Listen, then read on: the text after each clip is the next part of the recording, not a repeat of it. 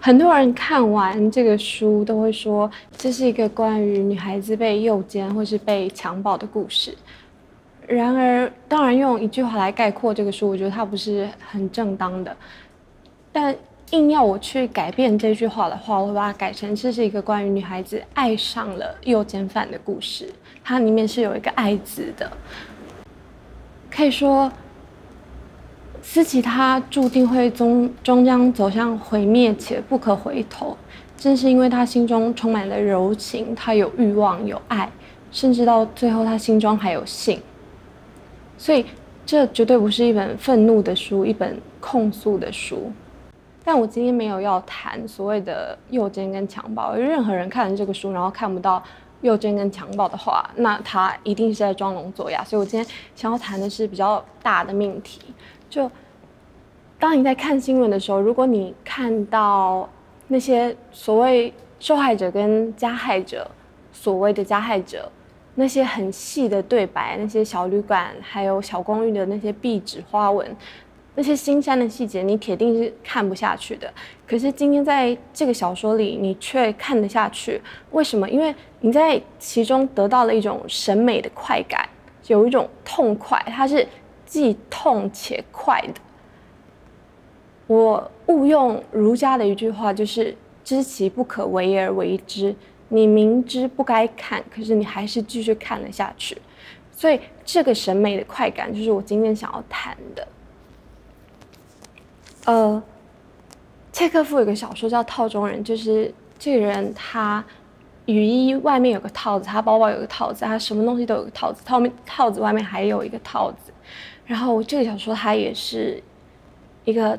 套中套的故事。然后我先谈里面的那个套子，里面的那个套子存在小说里的角色李国华身上。然后李国华他在他身为小说的角色，他在现实生活中有一个原型，然后是我所认识的一个老师。然后也许有的人看得出来，这个现实生活中的人物他也有一个原型，然后也许有人想得到这个原型就是胡兰成。所以李国华是胡兰成缩水了又缩水了的赝品。所以李国华的原型就是胡兰成。然后我要问的是，所有这些学中文的人，包括我，包括胡兰成，包括李国华，我们都知道人言为信。我甚至今天没有要谈到所谓大丈夫，所谓仁，所谓义，所谓文以载道，文以明道，所谓二其体肤痛罚其身，然后浩然正气什么没有。我要讲的是比较小情小爱的，我要讲的是中国的诗的传统，抒情诗的传统，讲的是《诗经》从情诗被后代学者抄译误读成政治诗的那个传统。我们都知道在心为志，发言为诗，诗缘情而起靡。还有孔子说的诗300，一言以蔽之曰思无邪。就是这些学中文的人，就是胡兰成跟李国华，为什么我们明明都知道，一个人说出诗的时候，一个人说出情诗的时候，一个人说出情话的时候，他应该是言有所钟的，他是有志的，他是有情的，他应该是思无邪的。所以其实这整个故事最让我痛苦的是，一个真正相信中文的人，他怎么可以背叛这个浩浩汤汤已经超过5000年的语境？他为什么可以背叛这个浩浩汤汤已经超过5000年的传统？所以我想要问的是这个。李国华他有些话，就是他所谓的情话，因为读者都已经有一个有色眼镜，知道他是一个所谓的犯罪者，所以觉得他很恶心啊什么的。但其实他有些话，你单独把它挑出来看，会知道那些话其实是很美的。就请注意我说的这个“美”字，它是高度艺术化的。他有些话，你可以想象，假设那是毛毛对伊文说的，你会发现那其实是很动听的。你现在想象一下，毛毛对伊文说：“都是你的错，你太美了。”或者你想象毛毛对伊文说：“当然要戒口，不戒口，我和你这些就活不下去了，不是吗？”或者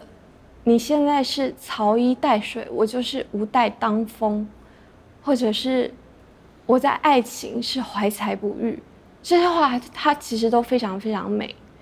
所以我要说的是，像胡兰成或李国华这些人，你可以说他们的思想体系非常的畸形，他们强暴了或者性虐待了别人，他们还是自己想一想就一团和气，然后意识好的。你可以说他们的思想体系非常的畸形，可是你能说他们的思想体系不精美，甚至不美吗？因为引胡兰成他自己的话，他说他是既可笑又可恶，因为他们的思想体系非常的矛盾，所以以至于无所不包。因为他对自己非常的自恋，所以他对自己无限的宽容。这个思想体系它本来有非常非常多的裂缝，然后这些裂缝用什么去弥补？用语言，用修辞，用各式各样的譬喻法去弥补，以至于这个思想体系最后变得坚不可摧。所以我在这边念一下胡兰成在《今生今世》里面的一段话，他说：“我已有爱玲，却又与小周，又与秀美，是应该还是不应该？我只能不求甚解，甚至不去多想。总之，它是这样的，不可以解说，这就是理了。心有好心，语有好语，人事的事亦理有好理。这样好的理，即是孟子说的义，而它又是可以被调戏的，则义又是人了。所以你看，我们都知道他强暴小周，然后他又辜负张爱玲，可是他在自己的想法里马上就解套。所以我们那个认为所谓一个真正的文人应该千锤百炼的那个真心，到最后回归，竟然只变成食色性也而已。所以我现在在这里要问的不是说艺术它可不可以是不诚实的，这个甚至不是要问的。我不要问思琪他爱不爱，思琪他当然是爱的。我甚至相信李国华他在某些时刻他是爱的，但是他不是爱饼干，或是爱小琪，或是爱思琪这些小女生，他爱的是自己的演讲，他爱的是这个语境，他爱的是这个场景，他爱的是这个画面。所以真正我要在李国华这个角色身上，我想要叩问的问题是，艺术它是否可以含有巧言令色的成分？我永远都记得我第一次知道奈波尔他虐打他妻子的时候，我心中有多么的痛苦。我是非常非常迷信语言的人，我没有办法相信一个创造出如此完美的寓言体的作家会虐打自己的妻子。然后后来我读了萨伊德的《东方主义》，然后萨伊德直接在书里点名了奈波尔，说奈波尔是一个东方主义者。然后当然后来我又读了萨伊德的自传，然后又读了其他人的书，然后其他人又点名了萨伊德，说萨伊德是一个里外不一的小人。然后就像剥洋葱一样，一层又一层，你没有办法去相信任何一个人的文字和他的为人，然后觉得世界上没有什么是可以相信的。所以刚刚那个问题可以把它反过来再问。我的第二个问题是，会不会艺术从来就只是一种巧言令色而已？所谓的艺术家，他不停的创新形式，翻花神样，就是创造各种形变、各种质变，但是这些技法会不会也是一种巧言令色而已呢？我要喝水，谢谢。好，可以，我就继续。好，刚刚讲的那个是里面的套子，然后外面的套子是作为一个小说的写作者，这个故事它折磨、它摧毁了我的一生。但很多年来我一直在练习写作，然后我打磨抛光我的笔，甚至在写作的时候，我很有意识，我很清醒的想要去达到某一种所谓艺术的高度。然后我的审美观是我相信形式跟内容它是不可分开的，或者用安德烈记得的话，就是表现与存在它是不可分开的。请注意，记得他说内容是存在，也就是在这个故事里，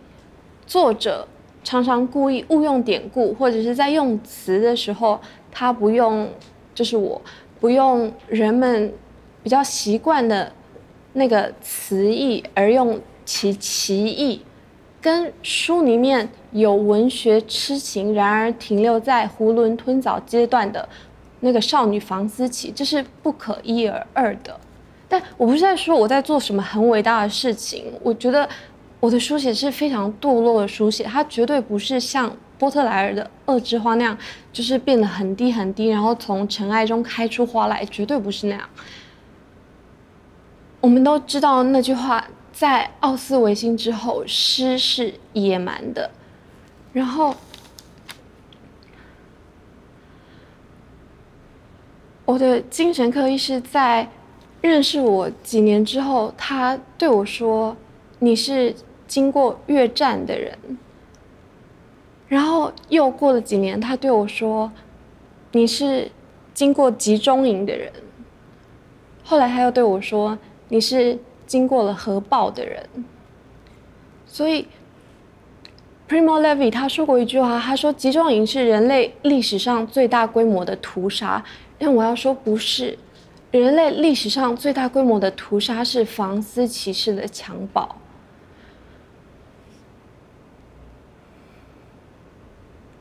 我在写这个小说的时候，我会有一点看不起自己，那些从集中营出来幸存的人，他们在书写的时候常常有愿望，希望人类历史上不要再发生这样的事情。可是在书写的时候，我很确定，不要说这个世界，台湾这样的事情仍然会继续发生，现在此刻它也在继续发生。所以我写的时候会有一点恨自己，它有一种屈辱感，然后我觉得我的书写是屈辱的书写，然后这个屈辱当然我要再引进，就是它是科词所谓的屈辱，它是 disgrace， 然后用思琪、怡婷、伊文他们的话来翻译，就是这是不雅的书写，它是一个不优雅的书写，所以再度误用那个儒家的话，就是我这个书写是知其不可为而为之，因为这么大质量的暴力，它是绝对不可能再现的。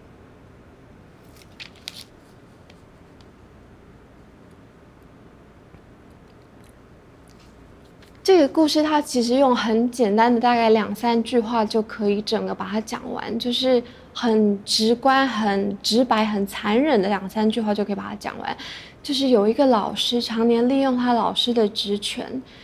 在诱奸、强暴、性虐待女学生，就很简单的2-3句话。然而我还是用很细的工笔，也许太细了的工笔去刻画它，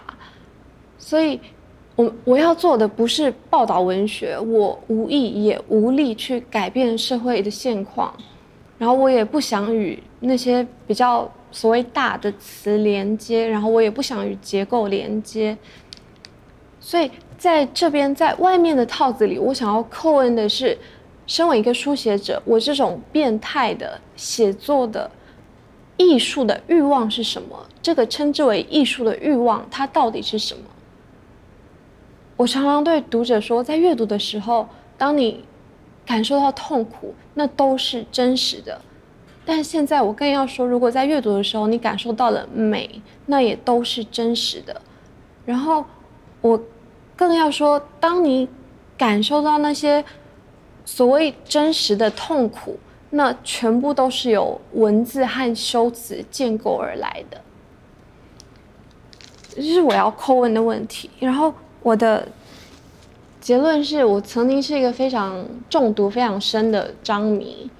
然后无论我有多么讨厌胡兰成，我还是必须承认今生今世的民国女子那一章是描写张爱玲古往今来最透彻的文章之一。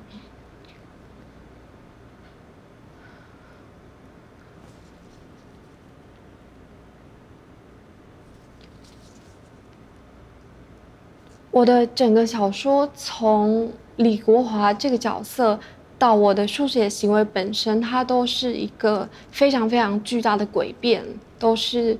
对所谓艺术的真善美的质疑。然后我想用一句话来结束，就是怡婷她在回顾整个大楼故事的时候，她有一句心里话，她说她恍然觉得不是学文学的人，而是文学辜负了他们。